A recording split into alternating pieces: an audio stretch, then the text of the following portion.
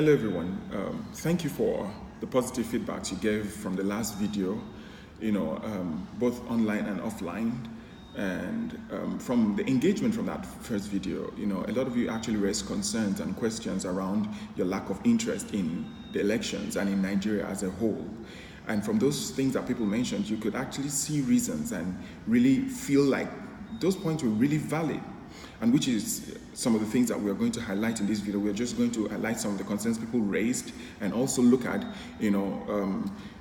how that affects us in terms of political apathy that has developed over time. Okay, so let's jump into it. And so the first thing that people mentioned a lot was the fact that we don't know who to vote. Some people don't know everyone that have come out as candidates, expressed interest as candidates to run for the presidential election especially. So they don't know who these people are. And another group of people are saying that, yes, we know the people that have come out, but yeah, which of them should we vote? So that is the first concern that people are actually raising. The second thing people actually said is that, yes, we know everyone that have come out as candidates, but then we don't think either of these people are actually qualified to run for the office of the presidency, so that's that one too.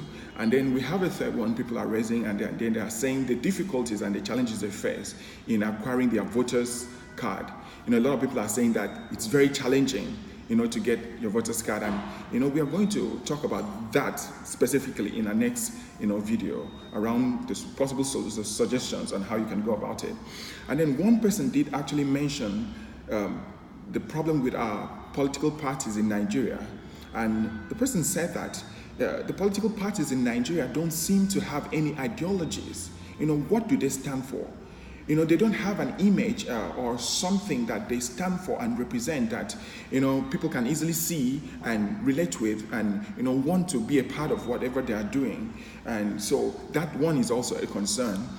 Then another people, from what I've seen online, from other places, some of the things I read online, especially from younger people, that they are saying that the government does not seem to represent their interests, their real interests, what they consider as valuable to them. So these are some of the things that people actually highlighted, and they said with this, they have a lack of interest in the nation, and you can clearly see that these are kind of stuff that would make anyone tired, and not care about any of these things. But you see, with all of these things that I've mentioned, the lack of interest actually grows, and political apathy sets in. We now don't care about the elections or the government or related activities. So interest in these things actually atrophied. Okay? But the problem with this is the fact that political apathy does not serve the citizen. It doesn't serve our interest. It serves the interest of the political class. So I want to say clearly that political apathy is a tool or a means used by political class to frustrate the people from participating in political activities towards prospering their own personal and selfish, interest.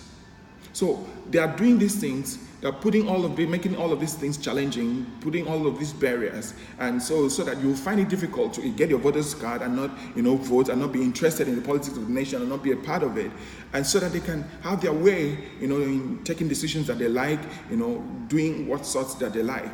And it's also been identified that political apathy is also one of the causes of corruption, and it also helps breed dishonest politicians. Why? Because no one is asking them any tough questions. No one is holding them accountable for anything. So to a certain extent, this doesn't work for our benefit. This is not to our benefit. Do you understand? So that's why we have to cut off all that and begin to ask ourselves, what are the ways we can solve the problems that we have identified? And that's exactly what we're going to begin to tackle in the next video. The challenges that I've listed, what are the things we can do to resolve those challenges, and go out there and vote and support the people. But in all of these things, one key thing has come out as a question for me.